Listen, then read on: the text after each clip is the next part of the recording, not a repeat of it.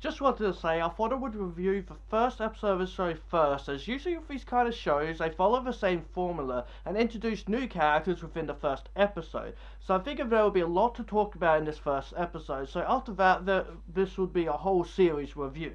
So stay tuned for that by subscribing to my channel and hitting that bell. Thank you and enjoy the review.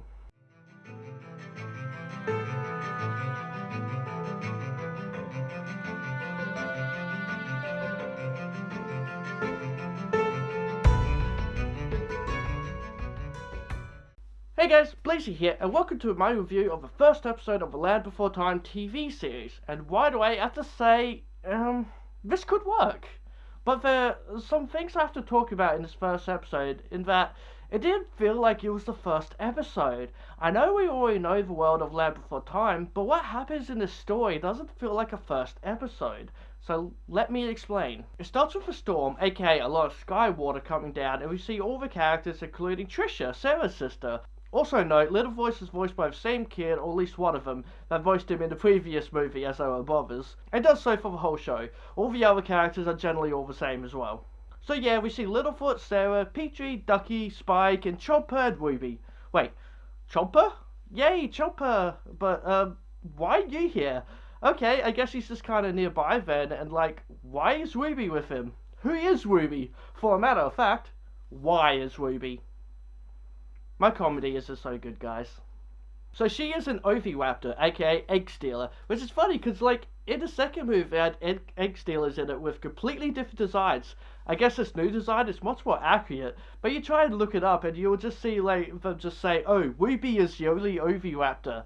Gotta type in specific search to see Ozzy and Strut were Oviraptors, too. Also, just funny because you do see her out in the open happily, and it's like, oh, you trust Egg Stealers now? Aren't they normally considered bad? Whatever. Anyway, Chopper is upset by the rain, and she's like, yep, that's what water does. It just keeps on coming down until it doesn't.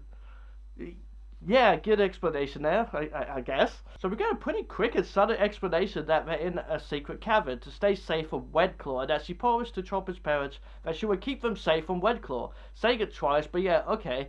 Where is his parents though?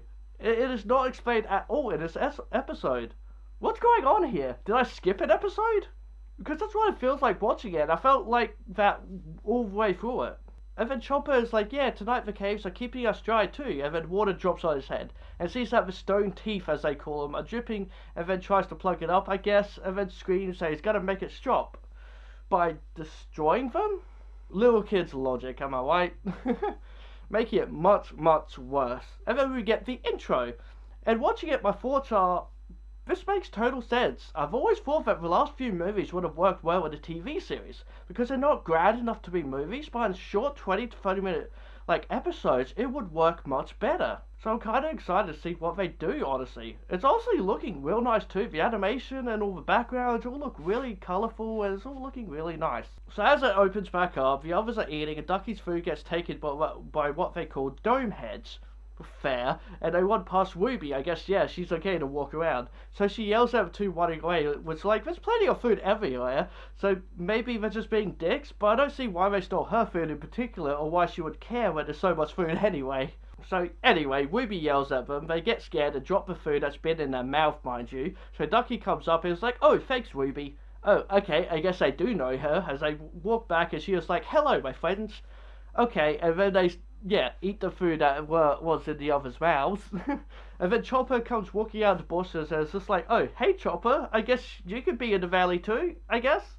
Okay, sure. He did come out of the bushes, so he was, I guess, hiding, but Chopper's here, I guess. And so explains that there's something wrong with his cave, and Ducky says there's always something wrong with your cave. And he explains, not always, me and Ruby are really happy your families let us stay in the caves, and Ruby explains, yeah, especially with Wedclaw and his Fastbinder scaring everyone in the mysterious beyond. Okay, so I guess that's some kind of explanation, but this should have been the first episode then. This is cheap writing, just suddenly throwing them in there and giving us exposition with the characters, just saying what happened. Why not just show us in the first episode? Also, didn't Chopper and his family live on an island? Granted, they could have, encountered Wedclaw there and drove him back to the mainland, and he followed, or that they simply moved back to the mainland, but same time, gotta keep in mind, they're still kids that haven't grown up at all. So this all takes place within a short span of maybe 2 years, and a chunk of that time would be when they first met Chopper to when they met him on the island, which are only like good couple movies, because then like he is much older and he can clearly talk. Which then is probably why they let him stay there with them, because he ain't dumb as a brick like all the other carnivores. He can actually communicate with them and say, no, I won't eat you. So Chopper takes him back to his cave and shows him it's a bit leaky, and it's like, I thought we could go explore the caves and find a new one to live in. The others are worried and scared of the caves and just don't really want to until Chopper says, oh, come on guys, it'll be an adventure. And right away they're smiling and it all goes into a song. And yeah, they're all happy now. Wow, that didn't take much. Anyway, so yeah, song about venturing. It's okay, not much to say. They come to an impasse, unsure of where to go next. Spike goes to eat a vine, which then somehow unlocks a path for them to go that has a lot of light, and Ruby says, going the way we can see will let us see the way we are going.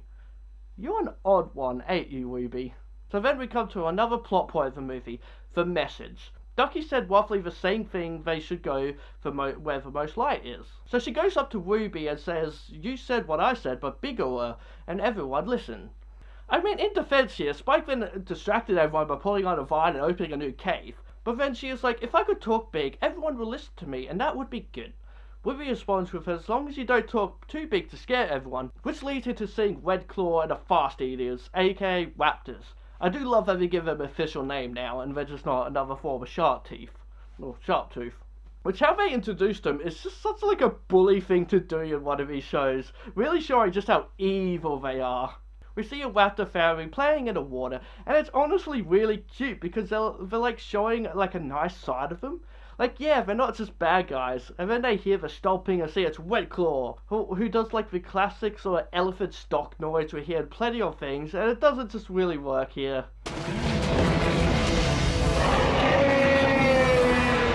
And then two raptors come up swinging their arms around, and it just comes off like, wah, wah, our territory, wah.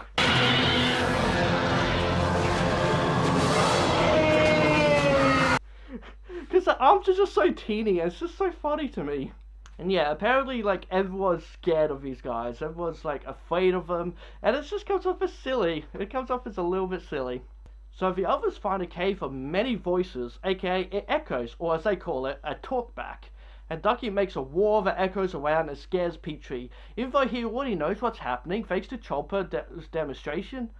So, that makes no sense. So yeah, Littlefoot says, wow, that was a great war. But here's the thing. She says, Hauga! Hauga! That's not a war.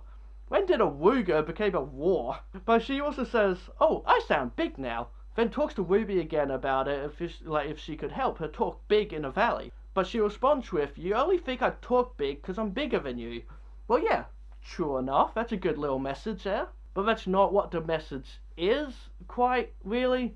But that is, like, too bad of a message to say. So we get a couple scenes of the kids making loud noises, which then attracts Red Claw and his gang.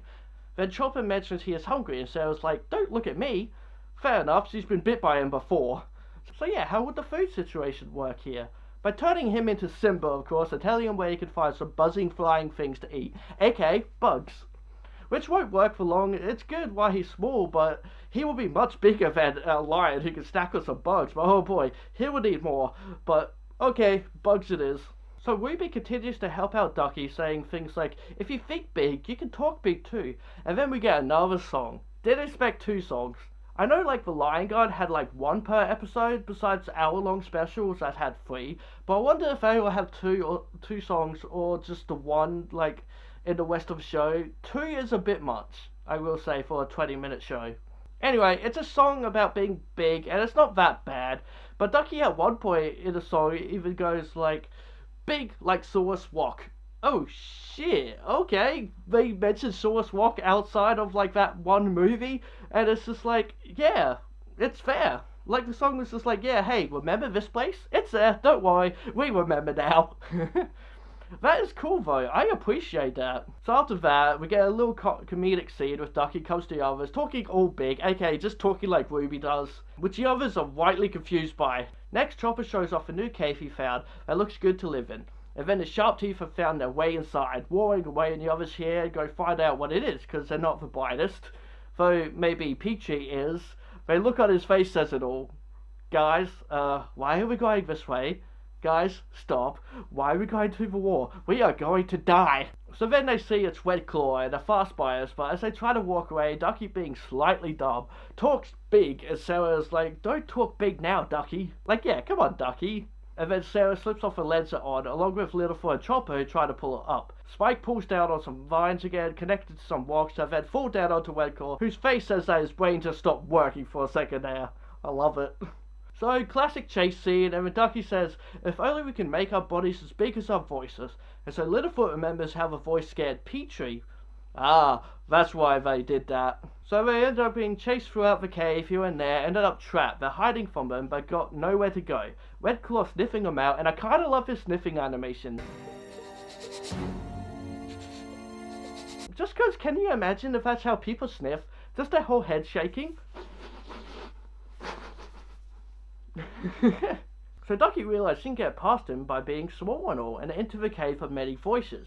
She managed to, and does another awooga, and so they're confused, which, yeah, I'd be too if I just randomly heard a awooga just echoing around me. And so the others managed to run past into the cave and actually start roaring, which the sharp teeth faces are just great here, because they're totally not scared, just concerned. And so the fast buyers end up running off, and then Littlefoot gets Chopper to talk to Sharptooth, saying there's a big angry herd on his way because he can talk Sharptooth. So he runs away, and they block up the cave. Chopper is happy to stay in his new cave, while everyone fakes Ducky, and then she says, sometimes being little is better than talking big, because I know I'll always be big in here. Yeah, that's what I expected the message to be about. And that is the episode. So, a couple things. As I mentioned before, this does not feel like a first episode. This feels like a middle season episode or something like that. Yes, I know we know the characters, but Ruby at least needed much more introduction and a little bit more understanding of why Chopper's here. Where's his parents? Maybe we'll get that later. I'm sure we will. I'm sure it'll pop up in like a flashback episode. But it just needed to be here in the first episode. Little kids will be wondering, who is that? So that's a problem I do have. And then they even like have Ducky mimic Ruby, but she's a new character, so we don't really understand Ruby as a character yet. So it doesn't really make much sense. So that's a problem that I do have. I do love that Chopper is here. I absolutely love Chopper, and he's here throughout the entire show, but it just needs more explanation. Because, like, what they're scared of, Red Claw and his fast eaters, aka two large T-Rexes, are scared of one T-Rex and two little raptors. The entire, like, Mysterious Beyond are scared of these three. They're scared of them. Like, yeah, the Mysterious Beyond is being, like, bullied by these three characters. Sure, it doesn't really work, honestly. I understand you want, like, a big bad for the series, but it doesn't make much sense. I also think 2 songs in a 20-minute episode was a bit much, so I hope that doesn't really continue, or if it does, I hope they're okay songs at least. Ducky being the one that has a message in the end as well was a bit of an odd choice. Also, didn't they always do that message already with Littlefoot being little? But now they just did the same thing, but with Ducky. But look, all in all, it was fine. I do think this will work out so much more better as a series, and I did have fun watching it, mostly because of the goofy faces here and there, but I did enjoy it. So, I will have to give this first episode a solid 5 out of 10. It's average, but not below. It was fine, and I'm curious to see what's in store for you for the rest of the series. And yeah, I will do the whole series now, and not individual episodes. So anyway, I hope you enjoyed the review. If you did, give it a like, and subscribe to our channel, because I'll love you if you do. Hit that bell icon, and this box says, be who you want to be. Alright guys, bye for now,